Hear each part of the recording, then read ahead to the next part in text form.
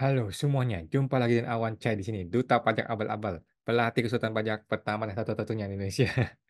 Sekarang kita bahas mengenai surat pernyataan di dalam PMK 164 tahun 2023, teman-teman ya. Apa lagi ini? Barang apa ini, teman-teman ya? Ini barang baru, guys. Barang baru, belum pernah ada sebelumnya ya. Surat pernyataan ini untuk omset orang pribadi ya, teman-teman ya. Jadi surat pernyataan ini adalah berlaku untuk omset orang pribadi yang jasa, yang UMKM, yang di bawah 500 juta, teman-teman ya. Jadi kan lu ingat kan di Undang-Undang PPH ada orang yang punya omset di bawah 500 juta itu tidak usah kena pajak. Nah, itu perlu bikin surat pernyataan. Oke? Supaya teman-teman nggak salah ya, nggak bingung ya, mari kita langsung baca ke PMK-nya aja ya. Langsung kita baca PMK-nya supaya lu nggak salah, teman-teman ya. Nah, ini. Jadi dia muncul di pasal 8 ayat 4 ya. Pasal 8 ayat 4 surat pernyataan ini adalah PMK 164 ya. Nah, jadi wajib pajak orang pribadi yang dimaksud dalam ayat 2 huruf C ya. Ayat 2 ini huruf C itu harus menyampaikan surat pernyataan sebagai pengganti surat keterangan kepada pemotong atau pemungut PPh penghasilan. Jadi selain lu punya suket PP 55, lu juga harus bikin surat pernyataan. Karena kalau lu bikin surat keterangan, lu tetap dipotong dong 0,5% kan. Tetapi kan lu tidak mau dipotong karena lu punya omset di bawah 500 juta. Maka lu perlu bikin surat pernyataan. Oke? Yang menyatakan bahwa pencairan bruto atas penghasilan dari usahanya pada saat dilakukan atau pemotongan atau pemungutan tidak melebihi 500 juta. Oke? Pasal 2-nya bilang pemotong atau pemungut PPh itu tidak melakukan ya. Pemotong atau pemungut PPh tidak melakukan pemotongan atau pemungutan apabila, oke? Apabila WP yang memiliki pencairan bruto itu atas transaksi impor. Impor tidak dipotong, pembelian barang juga tidak dipotong. Jadi kalau jual beli barang itu tidak dipotong, teman-teman ya. Yang ketiga adalah penjualan barang atau penyerahan yang brutonya di bawah 500 juta. Oke. Jasa ya, teman-teman, jasa ya. Penyerahan jasa ya. Jadi kalau penjualan barang 500 juta, jasa ya, bukan barang. Barang harusnya nggak kena ya. Nah, di bawah 500 juta. Ini barang atau penyerahan jasa? Penjualan barang atau penyerahan jasa? Berarti barang juga kena dong ya? Enggak dong ya, barang nggak kena dong ya. Barang nggak kena harusnya ya. Tapi nggak tahu kenapa ini ada kata-kata atau di sini, sedangkan di atas ini kan pembelian barang ya. Kalau pembelian barang, berarti kan sama dengan penjualan barang, berarti kan tidak ada dong ya. Oke, itu mudah-mudahan yang gue pahami ya teman-teman ya. Di pasal 8 ayat 4 dikatakan harus bikin surat pernyataan. Oke, jadi begini ceritanya teman-teman ya. Ini kita lihat contoh suratnya dulu deh. Nah, ini contoh suratnya ya. Contoh suratnya seperti ini. Nah, jadi contoh surat pernyataan bagi WPOP dari usaha WPOP yang dilakukan pemotongan atau pemungutan PPh tidak melebihi 500 juta ya. Jadi surat pernyataan ini teman-teman tinggal print dari sini boleh atau mau ngambil bikin sendiri juga boleh ya. Saya nyata tangan di bawah ini nama NPWP atau NIK, alamat selaku WP, nama NPWP dengan ini nyatakan bahwa WP yang disebutkan di atas merupakan WP orang pribadi ya, orang pribadi yang memenuhi kriteria untuk dikenai PPh final berdasarkan PP 55 dan memiliki pencairan bruto di bawah 500 juta ya, tidak melebihi 500 juta. Saya bersedia menerima akibat hukum apabila ternyata di kemudian hari surat pernyataan ini terbukti tidak benar, termasuk penerapan sanksi sesuai ketentuan peraturan perundangan yang berlaku ya. Demikian surat pernyataan ini. Nah, masalahnya ini perlu materai atau enggak? Kalau kalau perlu materai, kok di sini nggak ada tulisan perlu materai? Biasanya kan surat pernyataan ada materai ya biasanya ya. Tetapi ini nggak jelas nih perlu materai atau enggak. Feeling gue sih nggak perlu ya. Kalau perlu materai, mahalan materainya nanti daripada PPh-nya ya. Mending gue dipotong PPh. Oke. Jadi teman-teman, ini adalah untuk orang pribadi ya. Ini untuk orang pribadi, tidak untuk badan ya. Untuk orang pribadi yang mengerjakan jasa, yang menjual jasa kepada customer-nya adalah badan. Badan itu kan pemotong PPh, oke? Nah, kalau dia punya omset di bawah 500 juta, maka dia perlu buat surat pernyataan supaya tidak dipotong PPh oleh customer, oke? Dia tetap harus bikin surat keterangan PP 55 tetap masih cetak ya, tetapi mesti ditambah ini surat pernyataan di bawah 500 juta supaya tidak dipotong PPh. Oke. Ingat teman-teman, badan pemotong tetap wajib membuat bukti potong PPh final 0,5% ya, walaupun isinya nol pajaknya ya. Semakin ribet, semakin bagus ya, konsultan pajak semakin kaya, teman-teman ya. Bercanda bercanda, guys. Ini tidak berlaku bagi orang pribadi yang menjual barang ya, tidak ada jasanya ya, tidak perlu. Setahu gua begitu ya, setahu gua ya. Dan tidak berlaku bagi pekerja-pekerja bebas, teman-teman ya. Kalau Anda pekerja bebas juga tidak berlaku. Hanya berlaku bagi orang pribadi, pengusaha jasa. Seperti apa? Mungkin bengkel, kursus belajar, dan lain-lain ya. Pokoknya orang pribadi, pengusaha jasa. Oke. Jadi ini poin-poin pentingnya guys ya, poin pentingnya gini. Yang pertama, ini hanya berlaku untuk orang pribadi, tidak untuk badan ya. Karena badan tidak mengenal yang namanya bebas pajak 500 juta. Hanya untuk orang pribadi yang ada mengenal omset 500 juta tidak kena pajak ya. Dan 500 juta ini dimulai dari awal tahun lagi, setiap tahun ya. Jadi sekarang kita pakai fasilitas ini, tahun depan pakai lagi gitu teman-teman ya. Tidak ada berhentinya. Sampai sampai Anda tidak bisa pakai lagi PPh 0,5% ya UMKM. Yang kedua, orang pribadi yang dimaksud adalah orang pribadi yang mengerjakan jasa yang jadi objek PPh final 0,5%. Teman-teman ya, contohnya apa? Orang pribadi yang buka bengkel lah, atau dia punya tempat khusus belajar lah. Nah, tetapi bukan pekerja bebas ya teman-teman ya. Pekerja bebas tidak bisa pakai PPh final, harus pakai metode norma yang NPPN ya. Contohnya siapa? Pengacara, artis, konsultan, notaris, agen MLM, agen asuransi, agen properti, dan lain-lain. Mereka-mereka ini tidak bisa menggunakan PPh final 0,5%. Oke, kecuali dibikin PT, ya. Jadi, ini hanya ngomongin orang pribadi yang bisnisnya jasa, yang bukan pedagang barang. Kalau barang dagang, Anda bisa stop video ini ya, nggak perlu lagi nonton video ini, karena ini hanya untuk jasa, hanya untuk orang pribadi yang pengusahanya jasa, bukan barang. Oke. Jadi gini guys, normalnya nih ya, biasanya nih ya, orang pribadi yang mengerjakan jasa akan dipotong dong PPh 23 atau PPh 21 oleh customer. Gitu kan? Con nah, contoh nih orang pribadi buka bengkel, terus ada perusahaan kirim mobil nih untuk diservis. Setelah ada servis, ada jasa servis kan? Nah, atas jasa servis itu, perusahaan itu biasanya memotong PPh dong, ya kan? Yaitu PPh 21. Kategorinya bukan pegawai yang menerima penghasilan yang tidak berkesinambungan, 2,5% kalau dia punya NPWP.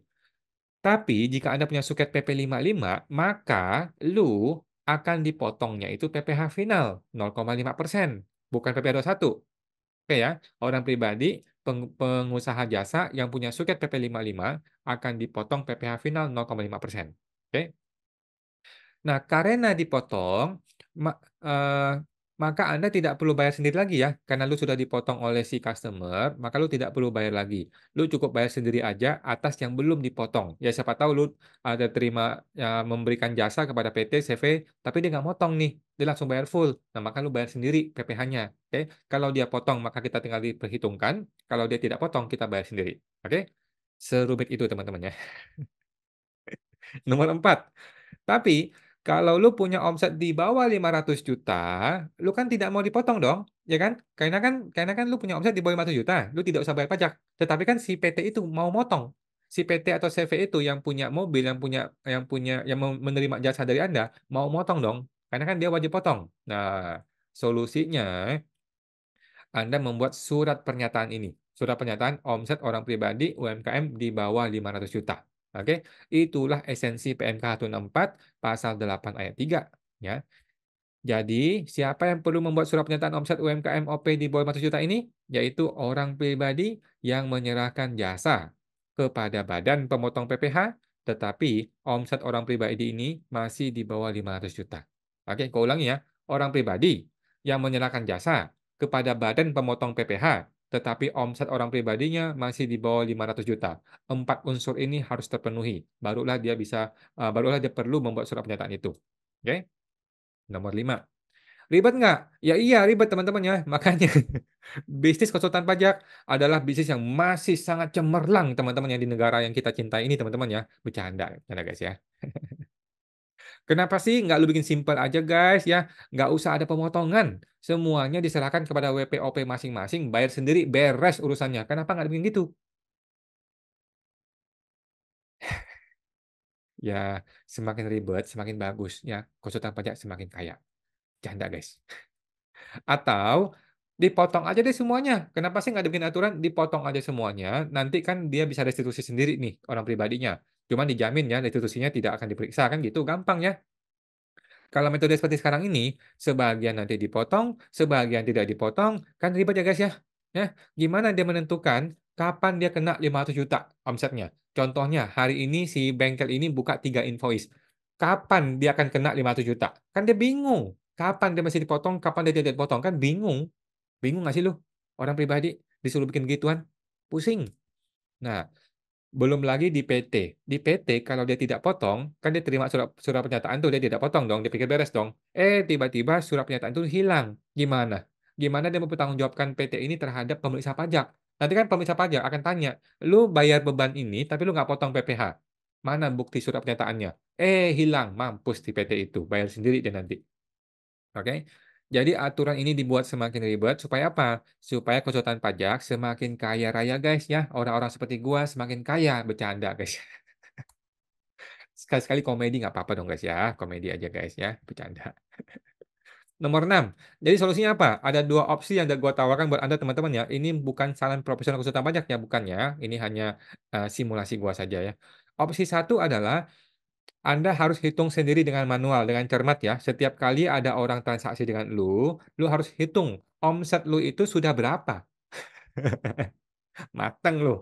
Jadi tiap kali lu mau bikin invoice kepada si customer, lu mesti hitung, sekarang nih gue sudah berapa omsetnya ya? Kalau sudah mencapai 500 juta, maka tidak usah pakai surat pernyataan. Kalau belum 500 juta, maka lu bikin surat pernyataan ya. Jadi kalau lu belum 500 juta, gua kasih surat pernyataan ke customer ini, oke. Kalau sudah 500 juta, gua tidak perlu lagi kasih surat pernyataan ya, biarkan saja dipotong PPh 0,5% oleh customer ya, dengan modal suket PP 55-nya.